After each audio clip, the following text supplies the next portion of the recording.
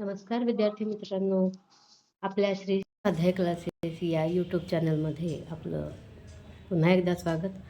आज आपण घेतोय इयत्ता 12वीसाठी. 12वीच्या परीक्षा जवळ येत आहेत. त्यांना अभ्यासाला प्रेरणा मिळावी, इन्स्पिरेशन मिळावी यासाठी म्हणून इयत्ता 12वीचा इंग्लिशचा 2.8 शी वॉक्स इन ब्युटी या पोएमचं ॲप्रिसिएशन आपण आत्ता करतो आहे. अगदी इझी लँग्वेजमध्ये आहे, जेणेकरून ते पाठ व्हावं अशा पद्धतीनं आपण एक्सप्लेन करतो आहे. तर ते करून घ्या. ॲप्रिसिएशन आवडलं असल्यास आपल्या मित्रमैत्रिणींना शेअर करा. चॅनलला सबस्क्राईब केलं नसेल तर करून घ्या, म्हणजे जेणेकरून यापुढचे असे काही व्हिडिओज असतील तर तुम्हाला मिळून जातील. चला तर मग सुरू करूया. 2.8 शी वॉक्स इन ब्युटी. त्यातला फर्स्ट पॉईंट असतो about the poem or poet, about the poem or poet and the title. तर त्यामध्ये माहिती लिहायची. The poem she walks in beauty is written by Lord Byron. It is an ode composed in praise of an unknown lady who is undoubtedly very beautiful. Lord Byron is regarded as one of the greatest English poets who uses the English language very effectively. हा झाला first point.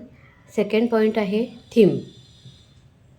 The main theme of the poem is the beauty of the lady.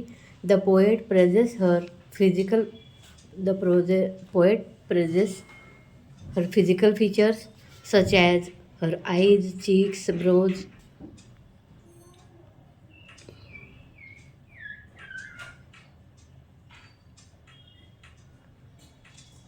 tresses, and the color of her skin.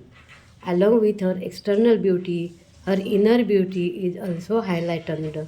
The poem suggests that inner beauty is a prime factor that enhances outward beauty.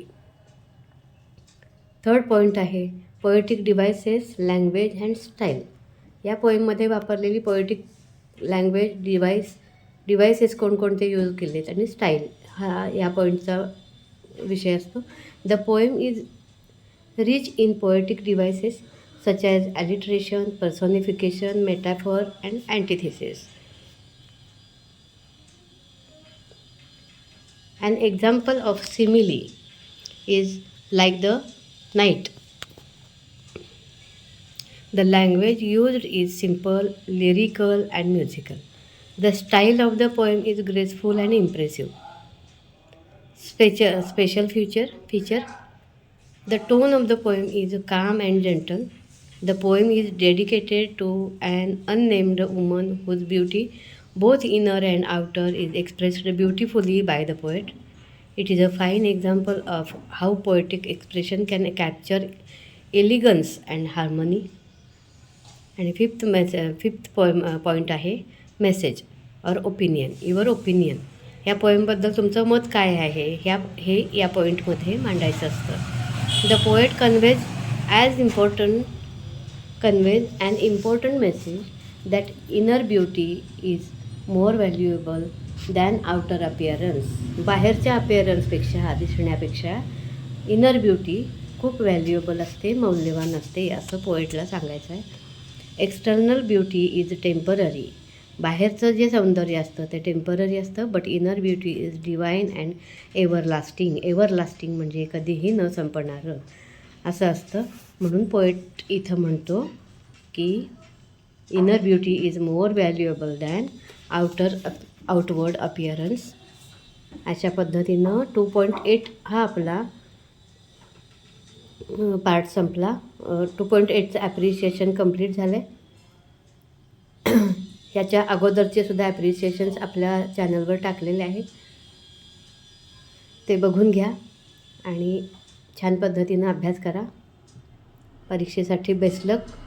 Thank you. भेटूया पुढच्या व्हिडिओमध्ये.